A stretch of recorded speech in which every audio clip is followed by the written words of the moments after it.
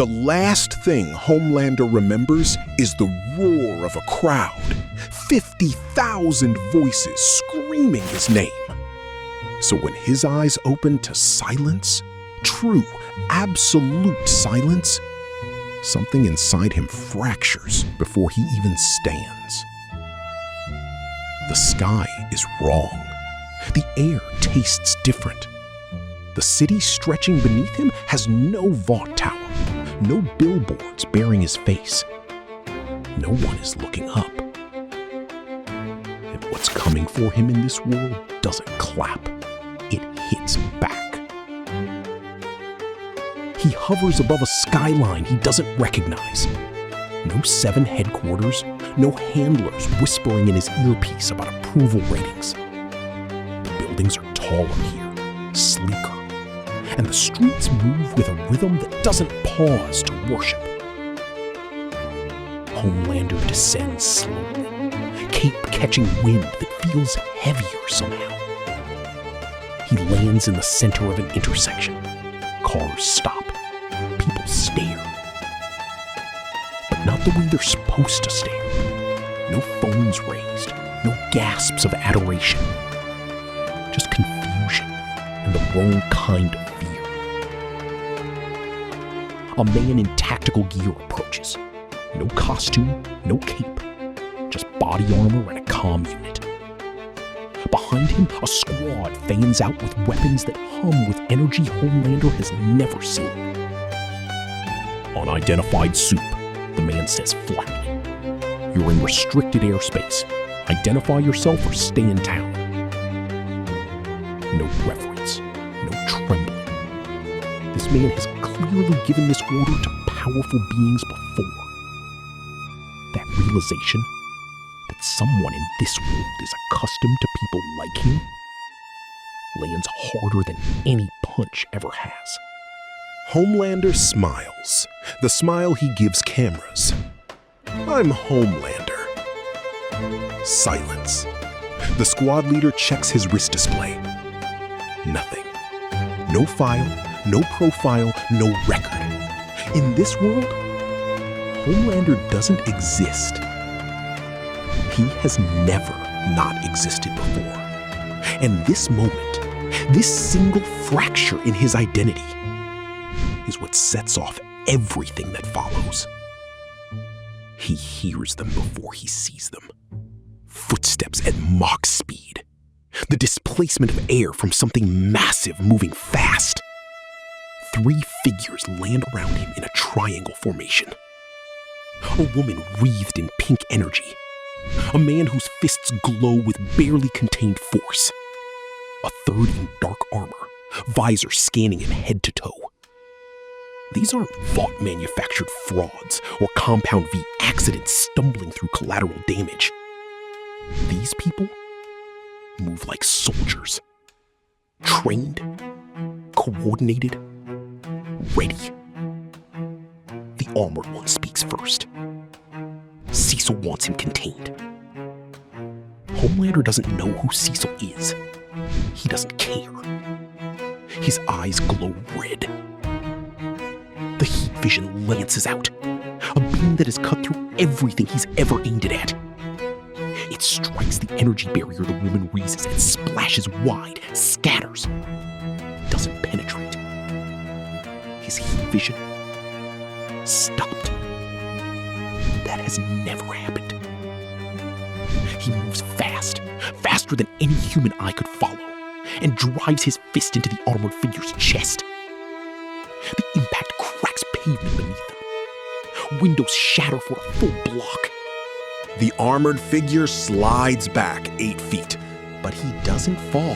He resets his stance and comes forward.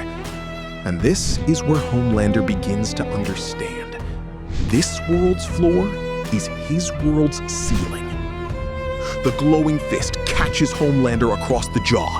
For the first time in longer than he can remember, his head actually turns from impact. Not damage, not real pain, but acknowledgement. In his world, nothing moves his head. He ends it quickly after that. Brutal, efficient, furious. The three go down, but they go down fighting, like people who have faced things far stronger than him before. And as Homelander floats above their broken formation, chest heaving, he realizes something that coils in his stomach like ice. These were the mid-tier. These were the ones they sent first. The presence he can feel like pressure behind his eyes hasn't even moved yet. He finds the boy by accident, a teenager on a rooftop, nursing a bruised jaw, wearing a blue and yellow suit that's seen better days. The kid looks up at Homelander, doesn't flinch, doesn't worship. "You're new," the kid says. "You hit those GDA guys pretty hard." No accusation, just observation. Homelander lands beside him, studies him. This kid has been hit before, hit hard by things far beyond what those soldiers represented. Yet here he sits, without handlers, without a PR team, without an earpiece telling him what to say. "Who are you?" Homelander asks. Not a demand, almost a genuine question. "Mark. A hand extended. Open. Simple." Homelander stares at it like a foreign object. In his entire existence, no one has offered a handshake without wanting something, without an angle, without a camera. His hand reaches out, hesitates, pulls back. Mark doesn't react, just lowers his hand naturally. No judgment, no disappointment. And that absence, that complete lack of performance, unravels something in Homelander's chest he didn't know was wound so tight. But that moment of quiet was borrowed time. And if you think a handshake was what shook Homelander to his core, you haven't been paying attention. The sky darkens, not with clouds, with speed.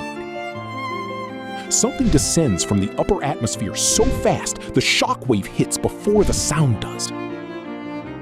Mark's face changes instantly. The bruised teenager vanishes, replaced by something older.